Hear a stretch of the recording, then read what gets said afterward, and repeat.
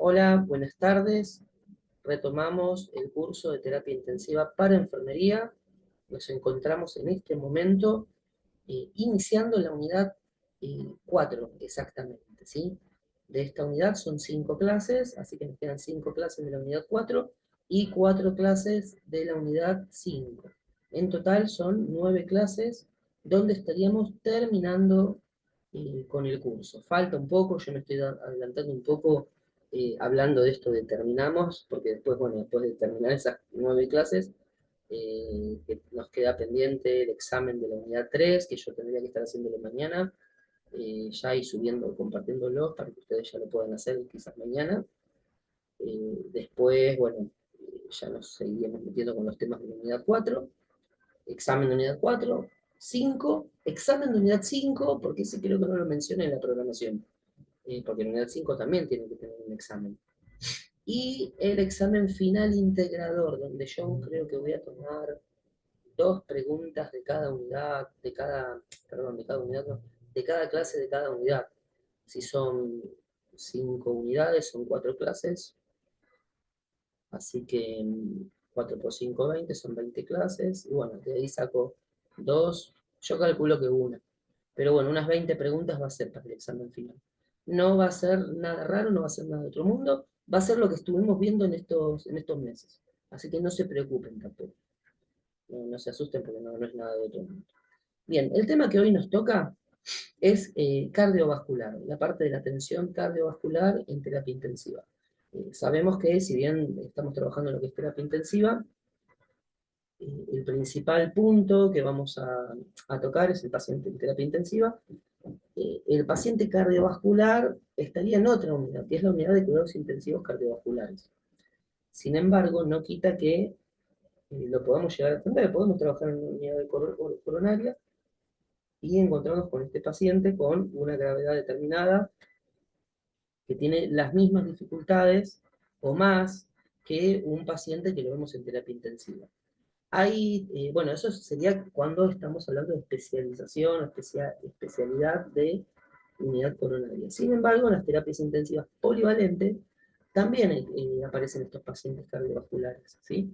Dentro de lo que es una terapia intensiva podemos tener un paciente con distintas patologías cardiovasculares.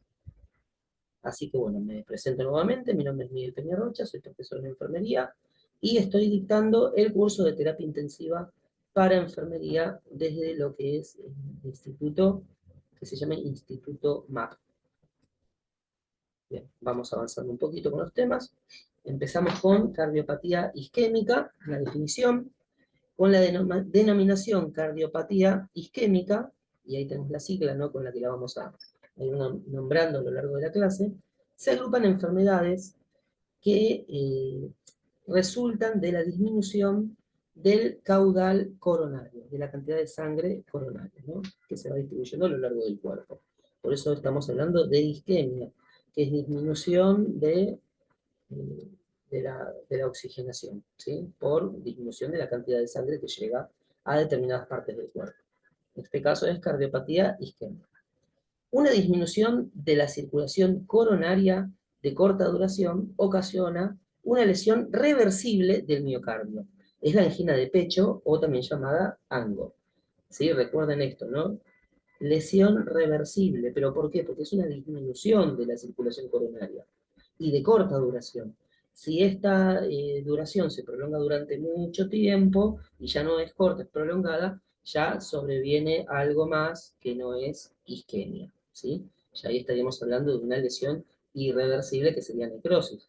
No es lo que estamos viendo en este momento. Quédense con lo de la isquemia, que es de corta duración y que es de carácter reversible. Esa es la palabra clave.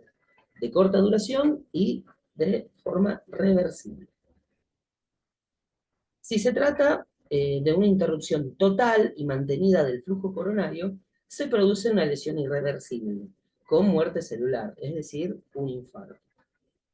Ahí es donde, cuando se prolonga en el tiempo, aparece lo que llamamos infarto, propiamente dicho.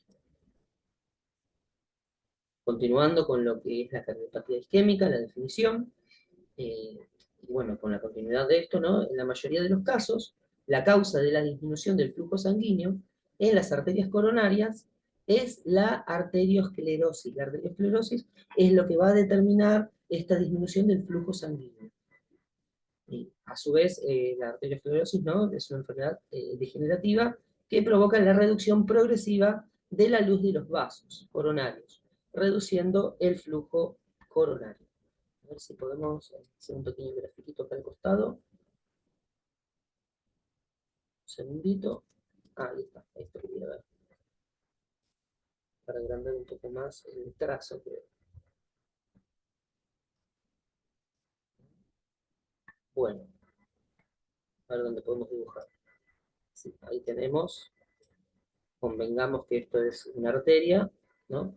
Un vaso, mejor dicho, puede ser una arteria, y acá hay una capa de un ateroma, ¿no?, que con el tiempo va progresando en tamaño, ¿sí? Podríamos decir que primero es más pequeño.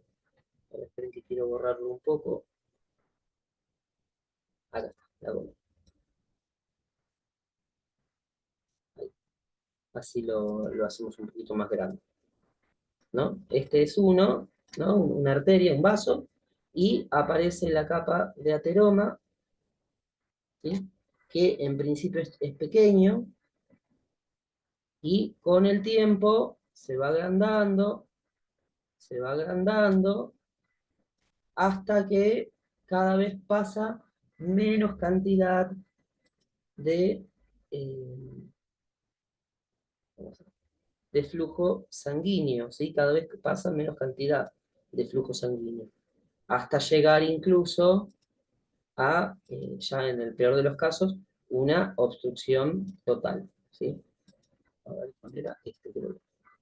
Cuando ocurre la obstrucción total, ya no puede pasar sangre, y ahí se produciría lo que habíamos llamado en un primer momento, que era el infarto, directamente. A veces esto es por un pequeño tiempo, no un tiempo prolongado, por lo que se produce, vamos a borrarlo, sacamos esto, acuérdense, si es de poco tiempo, de corta duración, es reversible la lesión, ¿no? Y si es por mucho tiempo, se prolonga, puede llegar a producir muerte celular o necrosis, que terminaría dando lo que es un infarto, el famoso infarto agudo de miocardio.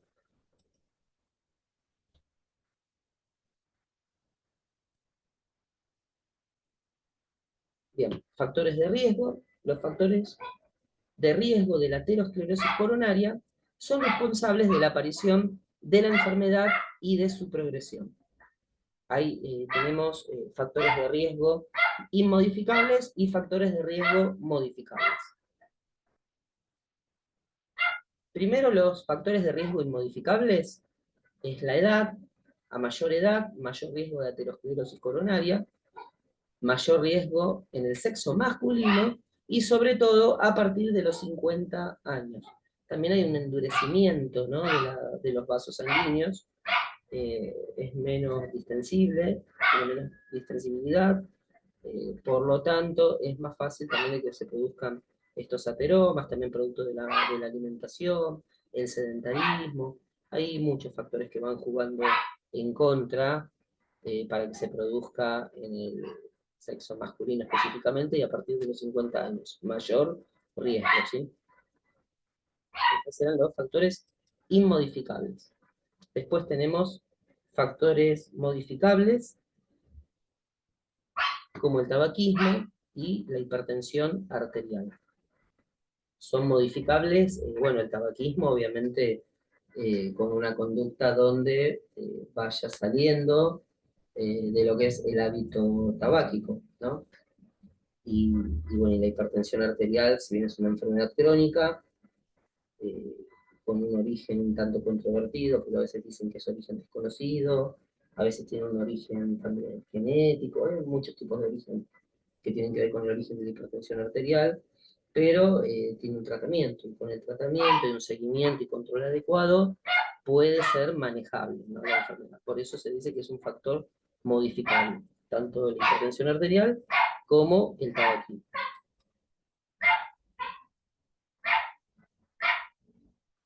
manifestaciones clínicas de la cardiopatía isquémica. Puede manifestarse de diversas maneras en la clínica diaria, ¿no?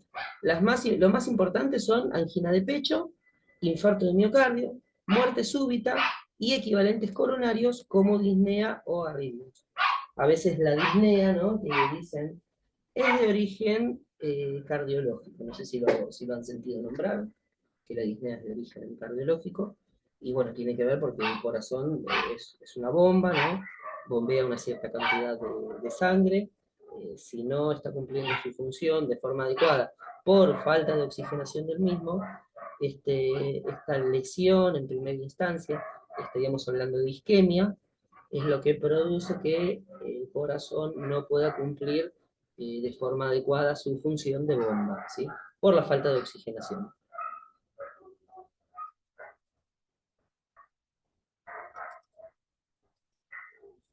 Angina de pecho. Cuando el miocardio recibe menos sangre de la que precisa, se provoca una isquemia reversible que no conlleva muerte celular. Es lo que habíamos hablado al principio de la clase, ¿no?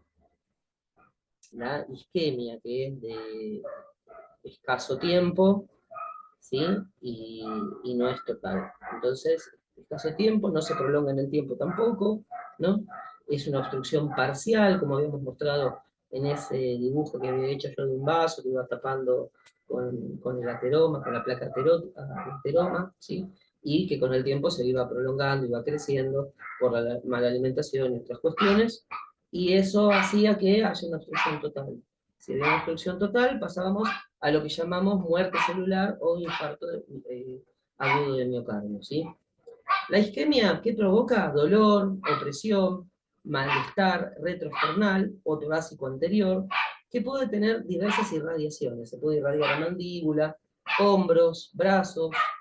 Esto ya es una clínica típica del paciente coronario, ¿no? Ese dolor torácico, similar a un dolor opresivo. Muchas veces dicen es como, los pies, las patas de un elefante que oprimen el pecho, no te dejan respirar, entonces produce disnea, dificultad para respirar, dolor, ¿sí? Y se irradia a mandíbula y hombros y brazos, sobre todo izquierdos. Y suele ocurrir también epigastralgia, ¿sí? O sea, puede simular algún dolor en el epigastrio.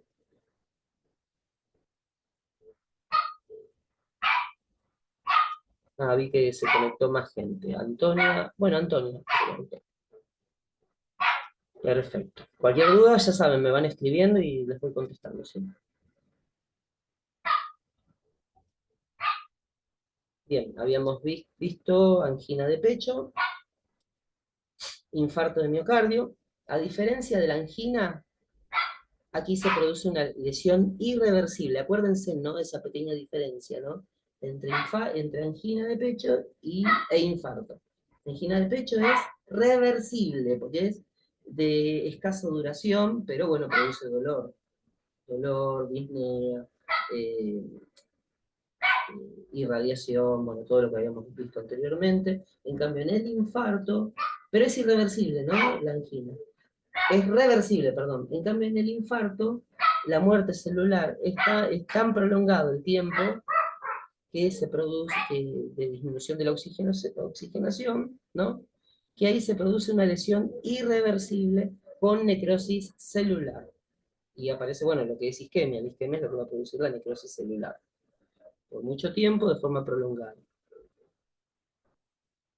Y volviendo un poco al gráfico que habíamos dibujado hoy, era este, ¿no? En este caso ya es tan grande la placa aterótica o de ateroma que evitaría el pasaje de sangre, ya no pasaría, ¿no? Y ahí se produciría lo que llamamos necrosis.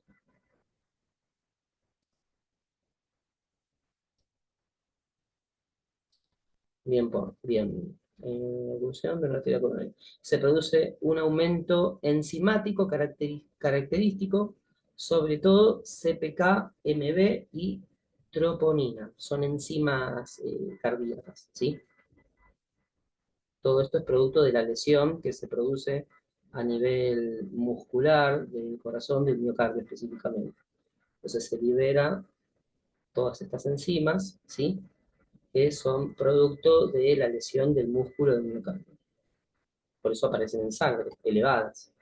Electrocardiográficamente se puede clasificar en infarto sin elevación del segmento ST e infarto con elevación eh, del segmento ST, ¿sí? Que generalmente evoluciona hacia la aparición de ondas Q.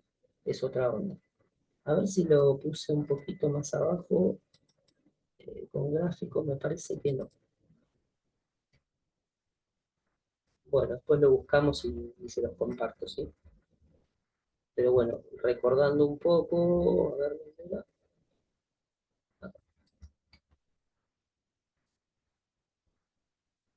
¿no? Onda P,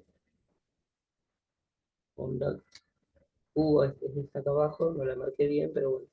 R, S y T. Ahí está, ¿no?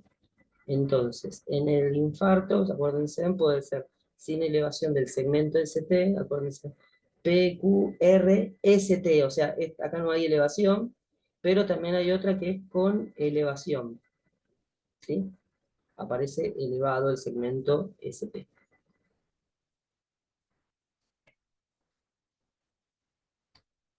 Yo no me acuerdo si había dado, no me acuerdo, después háganme acordar si dentro del curso dimos una clase de electrocardiografía básica, no, no avanzado. Yo no me meto en ese tema porque más que básico no he hecho.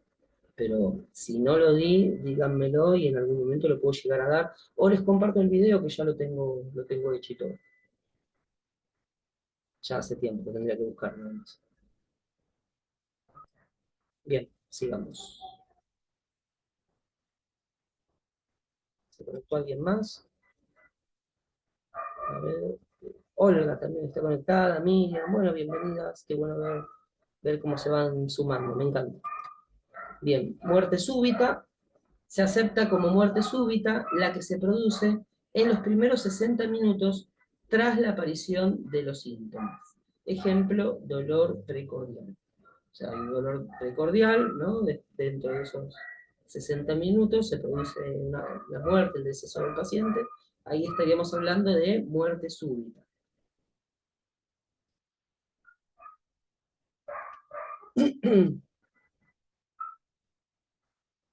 Bien, angina crónica estable, objetivos de tratamiento, lo que se busca es evitar la progresión de la enfermedad coronaria, mejorar la calidad de vida, mejorar el pronóstico y prevenir las complicaciones.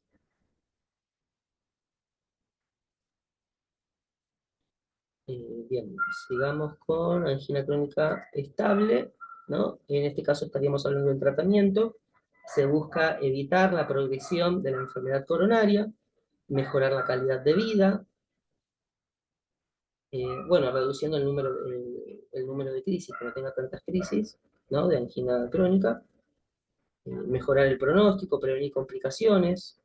Una de las complicaciones es la trombosis y especialmente esa es la que tenemos que evitar, ¿no? A ver, esperen que graficamos un poquito, ¿no? Acá tenemos un vaso, ¿no? Y se produce un trombo, ¿no? Este trombo va, ¿no? Y puede migrar a, por ejemplo, bueno, disculpen mi dibujo, ya se habrán dado cuenta, no soy muy buen dibujante, pero esto haría como una especie de pulmones, ¿sí? Entonces puede migrar a los pulmones y aparecería un TEP, tromboembolismo pulmonar, ¿sí? Por eso es que se trata de evitar la aparición de trombos. Ahí podríamos estar hablando de un paciente anticoagulado, por ejemplo, para que no ocurra esto, ¿no? Esto de los trombos, ¿no? Tiene que ver también con el funcionamiento inadecuado a nivel corazón, entonces al no estar bombeando de forma adecuada, porque está lesionado a través del producto de la isquemia o el mismo infarto, ¿sí? Al no ser un corazón que funcione adecuadamente, se pueden llegar a producir estos trombos, que es lo que va a impactar, en este caso, de TEP, tromboembolismo pulmonar, ¿sí? Puede impactar el cerebro, puede impactar en otros lugares, ¿sí? Incluso en miembros inferiores. Ahí es cuando aparece que dicen que es una cuestión vascular, ¿sí? Se producen lesiones a nivel de miembros inferiores. Si existen, estábamos en este punto, ¿no? Si existen enfermedades como hipertensión arterial, diabetes, anemia o hipertiroidismo, tienen que ser adecuadamente tratadas para que no aumenten la complicación del paciente relacionadas con la angina crónica, ¿sí? Tiene que ser una dieta, tiene que alimentarse de forma adecuada, a través de muchas verduras, frutas, pescado, pollo, ¿no?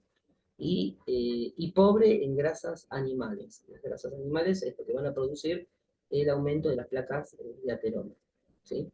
Con el consiguiente agravamiento de la enfermedad del paciente. Y bueno, reducir la ingesta de sal, que de esta forma disminuiríamos también la posibilidad del aumento de la tensión arterial. Síndrome coronario agudo sin elevación del segmento ST. Es una condición médica grave que se produce cuando hay un flujo sanguíneo reducido o bloqueado en las arterias coronarias del corazón. A diferencia del infarto de miocardio con elevación del segmento ST, bueno, es lo mismo que dijimos, ¿no? Síndrome coronario agudo, sin elevación del segmento ST, estas son las siglas. No se observa un aumento del segmento ST. ¿Se acuerdan que lo habíamos graficado?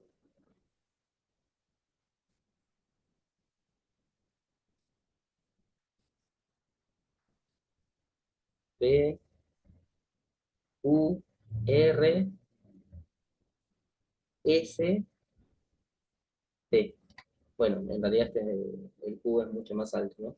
Pero bueno, no hay elevación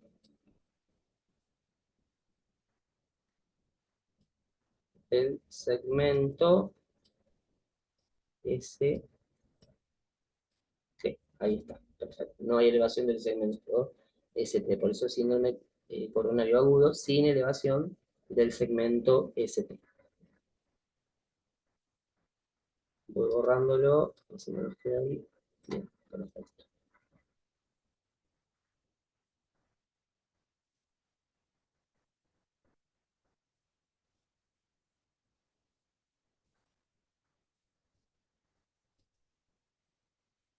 Bien, síndrome coronario agudo sin elevación del segmento ST. Continuamos, en este caso vamos a hablar de los síntomas. Dolor de pecho, malestar en el brazo, mandíbula o espalda. La espalda no la habíamos nombrado también. Puede presentar malestar en la espalda, ¿sí? Dificultad para respirar, náuseas, sudoración y fatiga.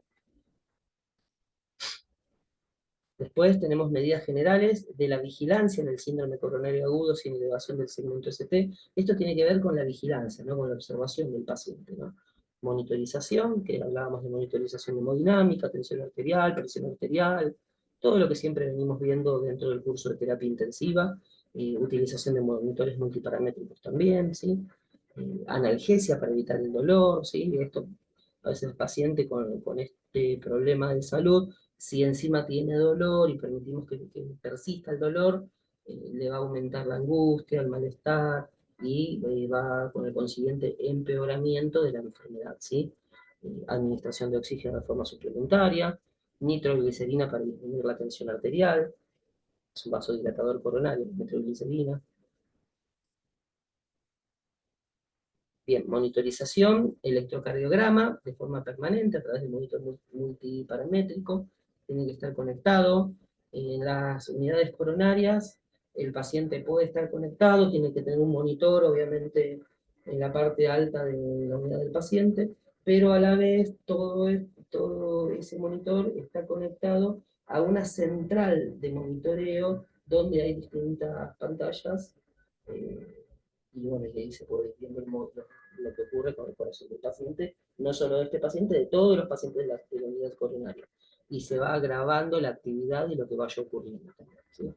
Mantener al menos una vía venosa canalizada, ¿sí? De preferencia vía central.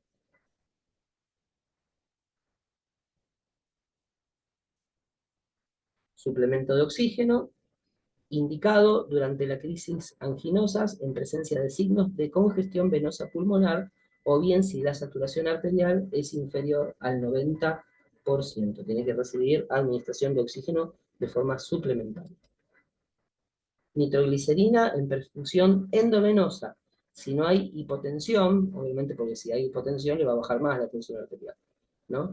Y la frecuencia cardíaca es normal. En ese caso sí se administraría nitroglicerina, que también de forma secundaria disminuiría el dolor, ¿sí? Porque sí, es vasodilatador. Entonces, vasodilatador permitiría el pasaje de mayor cantidad de sangre, disminuyendo el dolor, porque el dolor en realidad, ¿por qué se produce? Se produce por la isquemia. Al haber isquemia, poca oxigenación, eso va a producir dolor torácico.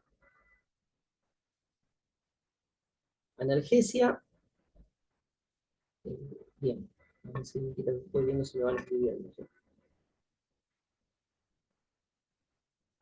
Bien, analgesia. Si el dolor no cede de inmediato con los nitratos endovenosos, nitrato endovenoso, ahí sería la nitroglicerina, ¿no? Hay que administrar cloruro mórfico o meperidina. Son analgésicos, ¿no? Como la morfina, la meperidina, para disminuir el dolor en este tipo de pacientes. Por eso yo les decía, primero la nitroglicerina. La nitroglicerina, al aumentar, al permitir que pase mayor cantidad de sangre, va a disminuir el dolor, ¿sí? Porque no va a estar la lesión constante, de forma prolongada en el paciente. Entonces va a disminuir el dolor. Pero si con la nitroglicerina no logramos que se calme el dolor del paciente, ahí pasamos a la administración de morfina o meperidina. Bien, tratamiento farmacológico del síndrome coronario agudo sin elevación del segmento ST. Seguimos siempre con el que es sin elevación del segmento ST. Y inhibidores, y ahí tenemos inhibidores de la trombina. Ahora igual vamos a ir viendo un poco más de esto, ¿sí? Antiagregantes plaquetarios endovenosos, todo por vía oral. O bueno, vía oral puede ser.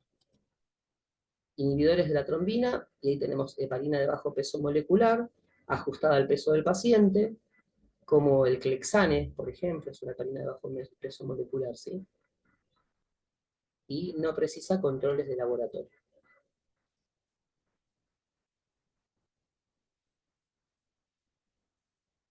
Esto después cuando vean la grabación, igual ustedes después se lo anotan, ¿sí?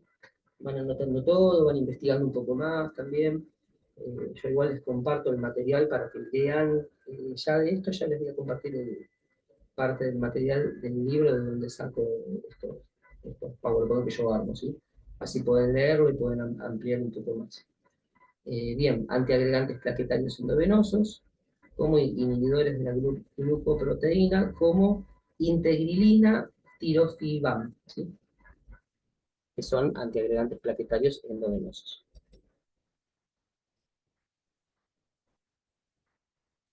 Bien, vía oral tenemos ácido acetil salicílico, ciclopidina, clopidogrel, ¿sí? Son también fármacos para tratamiento de estos pacientes.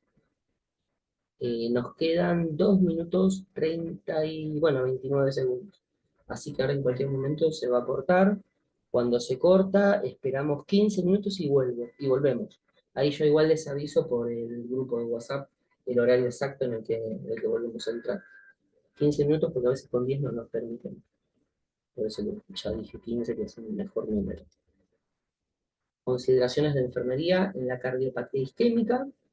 Monitorizar al paciente para observar la frecuencia cardíaca en forma continua, no solo la frecuencia cardíaca, sino el ritmo y también el patrón de si hay algún tipo de arritmia o algo que podamos llegar a observar en el monitor multiparamétrico, ¿sí?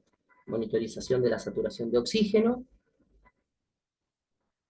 canalizar una vía periférica para administrar nitroglicerina y otra vía secundaria para la administración de analgesia y otros medicamentos. Fíjense en que mínimamente tenemos que tener dos vías, ¿no? Una para administración de medicamentos, de plan de hidratación, y otra para la nitroglicerina. No pueden ir junto la nitroglicerina junto con otros fármacos. Controlar las constantes vitales cada 30 minutos hasta que se estabilice el paciente. Una vez estabilizado el paciente ya se puede cambiar una vez cada hora, por ejemplo. Bien, consideraciones de enfermería en la cardiopatía isquémica, continuamos. Acá ya se nos está por cortar, ¿sí? Así que bueno, un segundito.